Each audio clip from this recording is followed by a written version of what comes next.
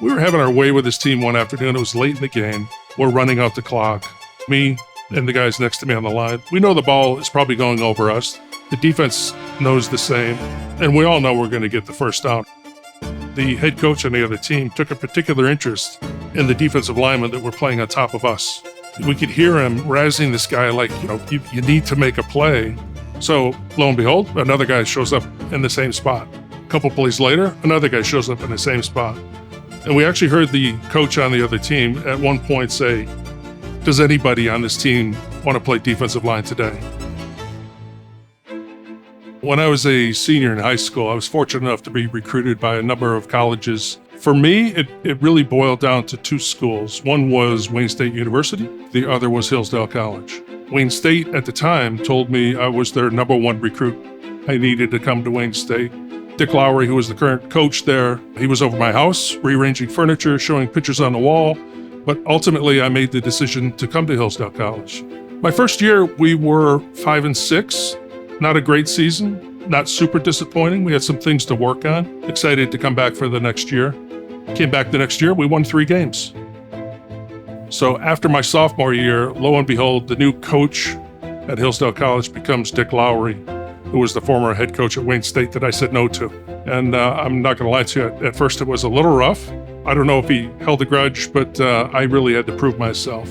He had a program called the Grade 8, so 8 days in a row for 2 weeks. He got up at 6 o'clock in the morning and worked out. Now, the guys do that pretty consistently today, but at the time, people weren't doing that. So we thought this was the most incredibly difficult thing. We were like at boot camp. We're here in a beautiful, spectacular weight room that was generously donated, but at the time, we had no weight room. So Coach Lowry and Coach Dye, the defensive coordinator, built a weight room from scratch, carved out the space where there really wasn't space available, just made it happen. When it came down to the fourth quarter, you could just feel the team was just stronger than the other team. So we had a team that was sort of in the doldrums. Freshman year and sophomore year, the only GLIAC game we won was Wayne State University. So here's the Wayne State coach, and he's the only team we beat. We lost our first 2 games.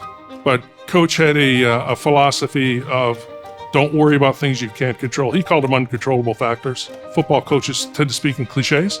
He also said, don't worry about the little things. Winning will take care of itself. So after that 2-loss start, we really turned things around. We won the next 2 games. We did lose the 5th game, but from that point on, that team in my senior year, we won 12 games in a row. The atmosphere changed on the team. It changed at the college.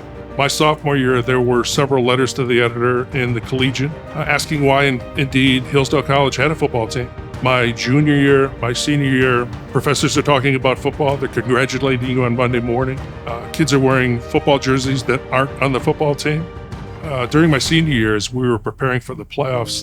The coach got the team together, and he said, this doesn't happen often, but we had kind of a special thing happen today. One of our players was voted to the first team All-American. And that was me, which I wasn't expecting. When the offensive line is really meshing, when it's really working, holes are being created for backs. Quarterbacks are in the pocket, taking as long as they want. When you think about it, you say, oh, this guy's got great protection, right? Few people would say, look at the left guard, he's doing a fantastic job. I started off as someone that maybe wasn't as confident as I would hoped I would be, and worked my way into a position where I was very confident on the field. And I think was part of a group of people that did something pretty spectacular in the history of Hillsdale College.